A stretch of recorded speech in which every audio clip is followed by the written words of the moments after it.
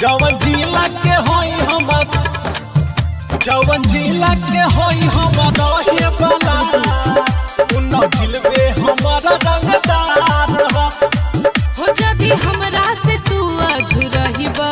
ए बाबू सच्चे कहतनी पछतइबा का बुझला हो जदी हमरा से तू अझुरहिबा ए बाबू सच्चे कहतनी पछतइबा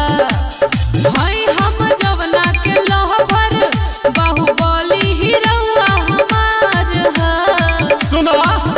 जवन जिला के होई हमर रहे वाला उन्ना जिलबे हमारा रंगदार जवन जिला के होई हमर रहे वाला उन्ना जिलबे हमारा रंगदार जवन जिला के होई हमर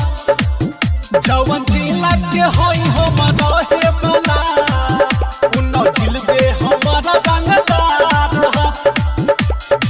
बाटे मजनुआ में भारी बीमारी जे टकराला देला मारी के फारी घाटी मदद से पाला पड़ल न होई उन्ना जिला के केहू भेटल न होई काहे के फेकेला नम जब ढेर बढ़ियों के बोलल बेकार ह सुना जवन जिला के होई हमर रहे वाला उन्ना जिलबे हमारा रंगदार जवन जिला के होई हमर रहे वाला उन्ना जिलबे हमारा रंगदार जवन जिला के होई हमर जवन जिला के होई हमर रहे वाला उन्ना जिलबे हमारा रंगदार जंजई है जदी अमन दीवाना मर करवई है घोटाई ना खाना देखा ढेर मत बोला